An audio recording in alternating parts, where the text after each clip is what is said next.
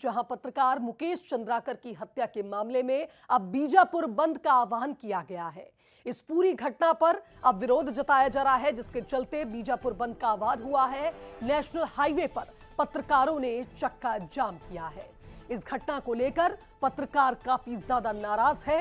जांच कर आरोपियों पर कार्रवाई की मांग तमाम पत्रकार कर रहे हैं और इसी के चलते आप देखिए आज ये विरोध प्रदर्शन नेशनल हाईवे पर शुरू हो चुका है।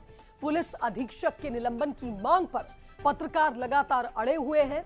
जाबाज पत्रकार, युवा पत्रकार मुकेश चंद्राकर की जिस तरह से हत्या की गई, इस पूरे मामले पर पत्रकारों में नाराजगी है और अब इस नाराजगी को जाहिर करने के लिए पत्रकारों ने मोर्चा भी खोल दिया है। विरोध जताया जा रहा है। नेशनल हाईवे पर पत्रकारों द्वारा चक्का जाम किया जा रहा है और मांग यही है कि पुलिस अधीक्षक को निलंबित किया जाए, जिसकी संलिप्तता इस मामले में पत्रकार बता रहे हैं। बता दें कि एक ठेकेदार की इस पूरी घटना में संलिप्तता है। ठेकेदार ने पत्रकार को मौत के घाट उतारा, उसके बाद अपने ही यार्ड के सेप्टिक टैंक में चुनवा दिया और लगातार 1 तारीख से पुलिस पत्रकार मुकेश चंद्राकर को ढूंढ रही थी। और अब आप देखिए किस तरह से निर्मम तरीके से पत्रकार की हत्या की गई, सिर्फ इसलिए क्योंकि वो सच्ची पत्रकारिता कर रहा था। ठेकेदार के खिलाफ हाल ही में एक रिपोर्ट मुकेश ने चलाई थी और आप देखिए उसी के चलते उसके साथ इस घटना को अंजाम दिया गया, ऐसा बीजापुर के तमाम पत्रकार कह रहे हैं। और ऐसे में अब पत्रकारों ने मोर्चा खोल दिया है, विरोध जता रहे हैं नेशनल हाईवे पर। तो पूरी खबर क्या है ये भी अब आपको बताएंगे। दरअसल मुकेश चंद्राकर 1 जनवरी की शाम से घर से लापता था। कुछ देर के बाद फोन बंद हो गया। जब रात तक घर नहीं लौटे मुकेश, तो परिजनों ने करीबियों से पूछताछ शुरू करी। इधर पुलिस थाने में गुमशुदगी की रिपोर्ट दर्ज करवाई गई और मुकेश के मोबाइल की लास्ट लोकेशन जब ट्रेस की गई तो वो ठेकेदार के यार्ड के आसपास मिली, जिसके बाद खोजबीन तेजी से शुरू हुई और ठेकेदार के उस यार्ड में बने सेप्टिक टैंक में जब खुदाई हुई तो एक शव निकला। शुरुआती तौर पर यह स्पष्ट नहीं था कि यह शव मुकेश का है या नहीं, लेकिन मुकेश के हाथ में टैटू था और उसी के आधार पर परिजनों ने जिस तरह से इस शव की शिनाख्त की, उसके बाद इस शव की पहचान मुकेश के रूप में हुई।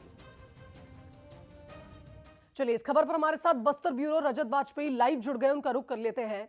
रजत, बेहद दुखद ये खबर है जिस तरह से एक पत्रकार की हत्या कर दी जाती है सिर्फ इसलिए क्योंकि उसने ठेकेदार के खिलाफ एक रिपोर्ट दिखाई थी और कई खुलासे किए थे इस मामले में। और अब जिस तरह से पत्रकारों ने मोर्चा खोला है, मांग यही है कि जल्द से जल्द दोषियों पर कार्रवाई हो।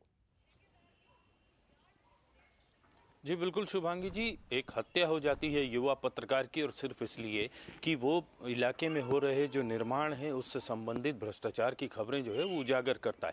भावनात्मक रूप से काफ़ी उद्वेलित हैं पत्रकार और यही वजह है नेशनल हाईवे पे पत्रकारों का गुस्सा दिख रहा है। न केवल बीजापुर बल्कि आसपास के सारे जिलों से पत्रकार आज बीजापुर में इकट्ठे हुए हैं और अपने रोष को व्यक्त करने की कोशिश कर रहे हैं। यह सुनिश्चित करने की कोशिश हो रही है कि इस तरीके के धनबल और बाहुबल के जरिए अपनी ताकत जो है वो दिखाकर पत्रकारों की आवाज़ को दबाने की कोशिश करने वालों के खिलाफ सख्त कार्रवाई होनी चाहिए और एक नज़ीर सेट करनी चाहिए ताकि आने वाले समय में इस तरीके का दुस्साहस जो है वो कोई दूसरा ठेकेदार या फिर निर्माण एजेंसी से जुड़े लोग न कर सकें।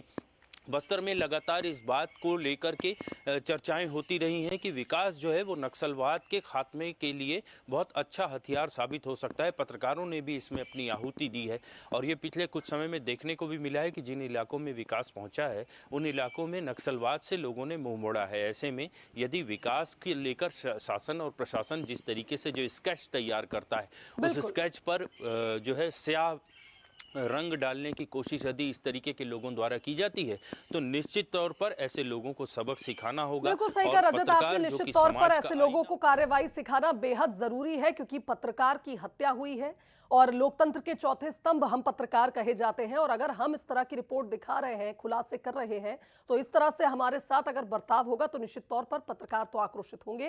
फिलहाल बहुत शुक्रिया आपका तमाम बातचीत के लिए।